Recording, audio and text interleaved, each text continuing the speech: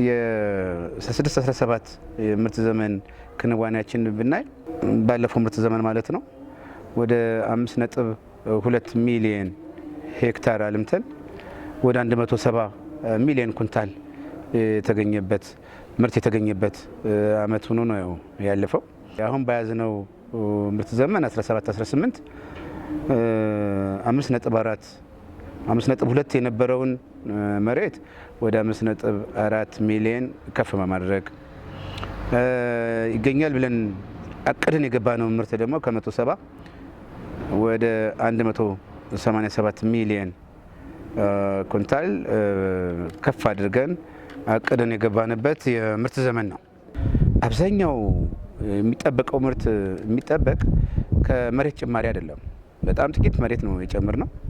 ከመሬት ጭማሪ ይልቅ አብዛኛው ምርትና ምርታማነት የሚጠበቀው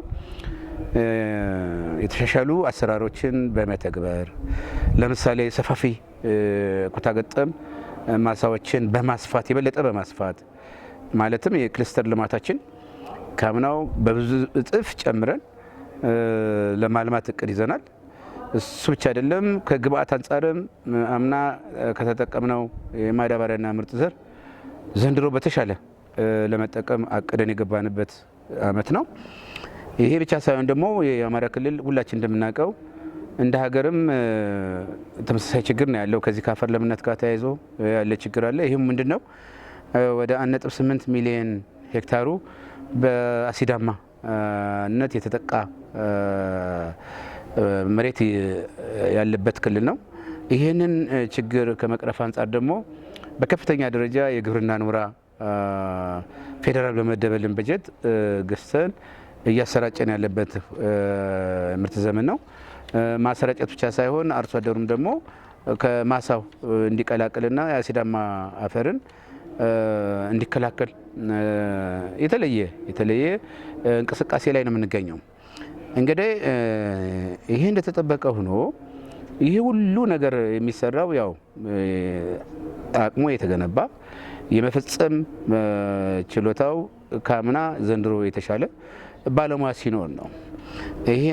ይሄንን መሰረት አድርገን በዘንድሮ ምርት ዘመን አሁን ላይ እንግዲህ እያደረግን ያለ ነው ክልል አቀፍ መኸር የ17-18 የሰብል ልማት የመኸር ፓኬጅ የአሰልጣኞች ስልጠና ለባለሙያዎች ለቡድን መሪዎች እየሰጠን ነው የሚገኘው።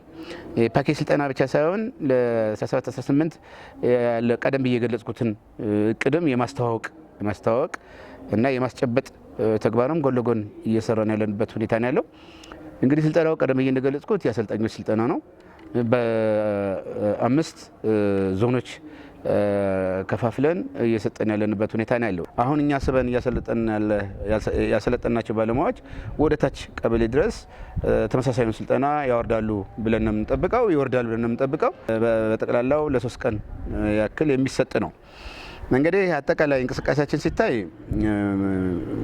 ቀደም ብዬ እንደገለጽኩት ስልጠና ከመስጠት አንጻር ባለሙያውን ከማብቃት አንጻር የተሻለ ፈጻሚ እንዲሆን ከመቅረጽ አንጻር እውነት ለመናገር በእቅዳችን መሰረት የተሳካ የአሰልጣኞች ስልጠና የሰጠንበትና እየሰጠን ያለንበት ሁኔታ ነው ያለው። አሁን ላይ የእርሻ ስራ ተጀምሯል። የመኸር እርሻ ስራ ተጀምሯል። እንግዲህ አንዱ እና ዋናው ምርትና ምርታማነትን ለመጨመር የሚያስችለን የእርሻ ድግግሞሽን መሰረት ያደረገ የእርሻ ጊዜን መሰረት ያደረገ እንቅስቃሴ ከግብርና ባለሙያው አርሶ አደሩ ይህን ተግባራዊ እንዲያደርግ ምክር ሀሳብ ለአርሶ አደሩ የማድረስ አርሶ አደሩ ደግሞ ቀደም ብዬ እንደገለጽኩት ማሳውን በጊዜ እንዲያለሰልስ የሚፈለገውን ያክል ደጋግሞ እንዲያርስ ጥሬ ነው የማስተላልፈው።